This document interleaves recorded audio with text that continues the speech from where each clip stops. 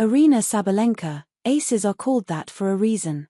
Via issue 196, shadow play Aryna Sabalenka is not just like us. And not because she's the top-ranked women's tennis player in the world, or because she's an ambassador for Audemars Piguet, or even because she tells me that, if she wasn't a tennis player, she'd probably be modeling. The 26-year-old Belarusian champion is not like the rest of us because she is simply much more fun at least she is when she's in Miami, where she dials in from one morning during the off-season. Her Zoom name is Sabi, tiger emoji, in reference to her identification with the animal. Weeks ago, Sabalenka clinched the #1 spot in the Women's Tennis Association for the second time in her career. 3 weeks later, she lost to Coco Gauff in Riyadh. Due to a combination of consistency and performance throughout the year, not to mention the complicated tennis ranking minutiae, Sabalenka is ending the season on top for the first time. Most of the time I'm losing, Sabalenka explains matter-of-factly. Learning how to lose is the hardest lesson. First, you're not accepting the loss, and you're acting like a bitch. To learn how to lose and still be a good person and understand that this is just a moment. That's hard. You know, I'm world #1, but I won 4 tournaments. There is an implied only in this explanation.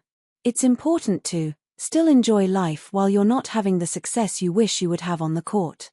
For Sabalenka, life off the court sounds pretty great, hanging out on a boat with her friends, spending time on the beach, dancing, her TikToks are legendary, shopping, though not for too long, she gets tired of it, boxing, though not that often, she could get injured, and doing photo shoots for cool magazines in order to change the picture.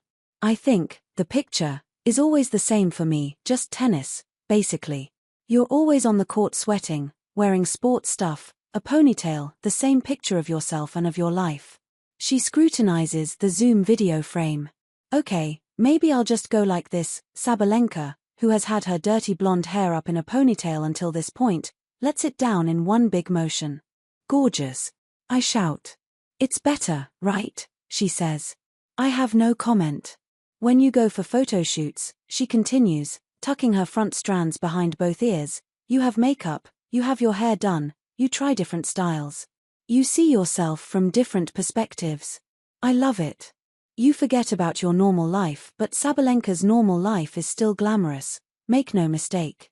15 years into her career as a professional tennis player, her public image has taken on an almost one-dimensionally intense quality. The word aggressive gets thrown around, even by Sabalenka herself, and not just because of her imposing frame, standing tall at 6 feet 0 inches. She plays the game with unparalleled strength, as if, when that neon ball hits the court, every seat in the stand shakes too. I ask her what her greatest love in life is, and she answers tennis, don't tell my boyfriend. When I ask why, she credits the competitiveness. I'm so competitive, she shares. I mean, aggressive in some ways on the court. It's quite crazy. You have to be 100% armed, which is really tough to handle, being like that throughout the whole day. When I'm not training, I'm just trying to do things which bring me joy. Sometimes, it's even a simple thing like going for a good coffee in a good cafe. You just enjoy the place, and you sit there having a coffee, scrolling Instagram, doing something completely stupid. Being off. It's important. One struggles to imagine Sabalenka looking stupid doing anything.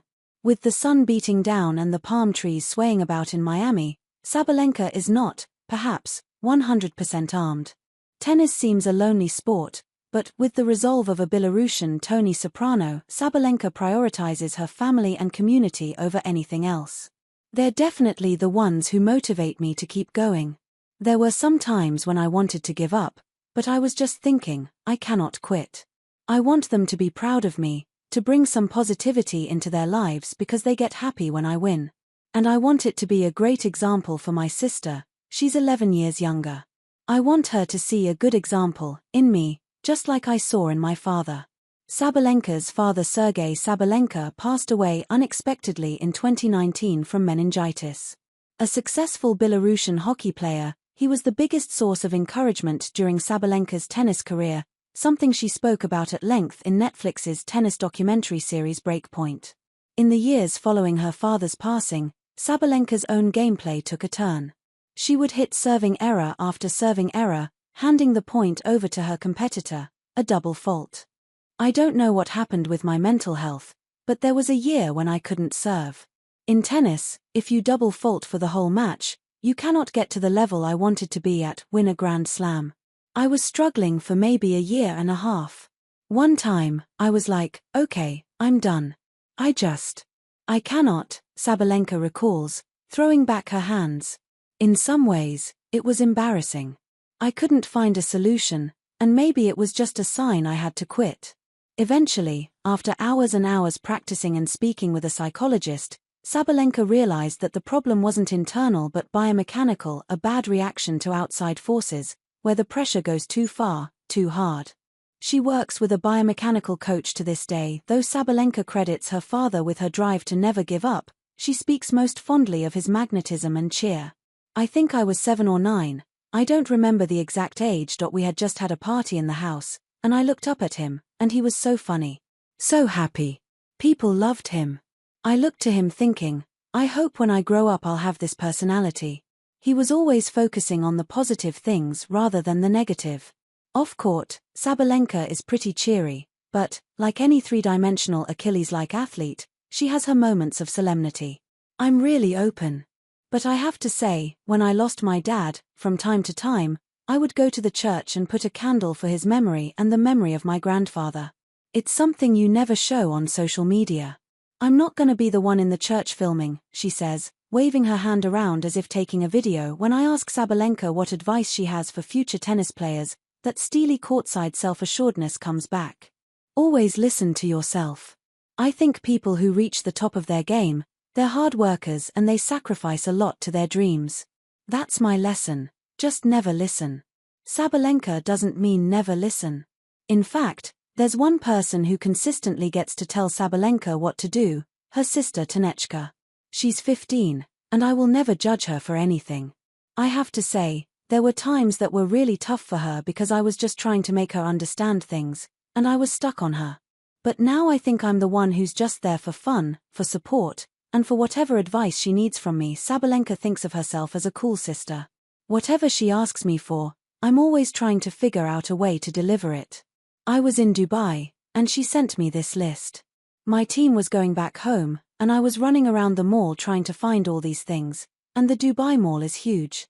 She'd be like, also that, also that, also that, like, an endless list. I was exhausted. Tanechka lucked out in the end.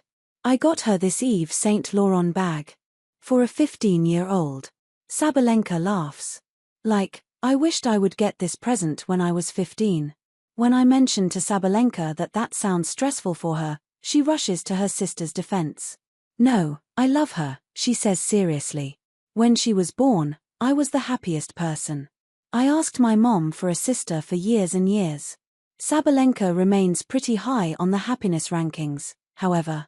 To get to the level where you dream to be, through sacrifices and through traumas, you look back and you are so grateful. It's just the best feeling. It gives me the understanding that the whole of my life I've been doing the right thing. It wasn't a waste of time. Throughout our conversation, Sabalenka never goes more than a few seconds without smiling. Oh, to be someone doing what they love most.